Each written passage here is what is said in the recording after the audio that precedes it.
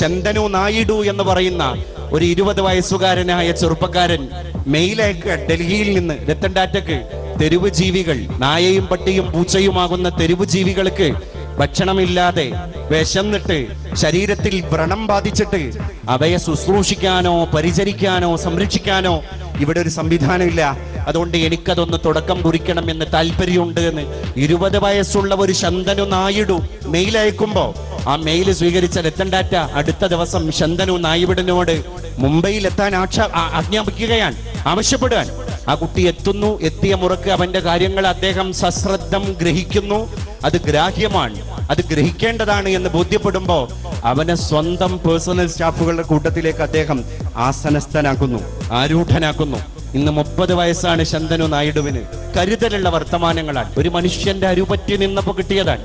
സ്വന്തം സമ്പത്തിന്റെ 60% പാർശ്വവൽക്കരിക്കപ്പെട്ട ദരിദ്ര നാരായണന്മാർക്ക് വേണ്ടി മരിക്കുന്നതിന്റെ മുൻപ് തന്നെ വിൽപത്രത്തിൽ എഴുതി വെച്ചിട്ട് നക്ഷത്രങ്ങളെ പ്രണയിച്ച് മഴയെ കിനാവ് കണ്ടിട്ട് മൗനിയായിട്ട് മന്ദസ്മിതം തൂകി നടന്നുപോയൊരു മനുഷ്യൻ മരിച്ചിട്ടുണ്ട്.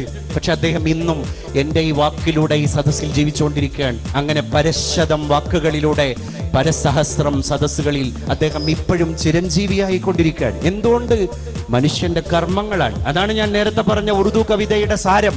അമൽ സേ ജിന്ദഗി ബൻതി ഹേ.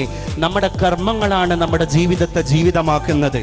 എനിക്കും നിങ്ങൾക്കും സ്വർഗം നൽകുന്നത് നമ്മുടെ നല്ല നിഷ്കളങ്ക മനോഭാവത്തോടെ നല്ല നീയത്തോടു കൂടെയുള്ള സ്വാലിഹായ അമലുകളാണ്, നല്ല കർമ്മങ്ങളാണ്. അതാണ് സച്ചരിതമായ കർമ്മങ്ങൾ. അറബി ഭാഷയിൽ പറയുന്ന വാക്കിന്റെ അർത്ഥം അതാണ്, സച്ചരിതമായ കർമ്മങ്ങൾ. അവ സമ്പത്തിനെ അങ്ങനെയും വിനിമയം ചെയ്യാമെന്ന് മുംബൈയുടെ നടുത്തട്ടിൽ നിന്ന് ഒരു മനുഷ്യൻ നമ്മളെ ബോധ്യപ്പെടുത്തുകയാണ്.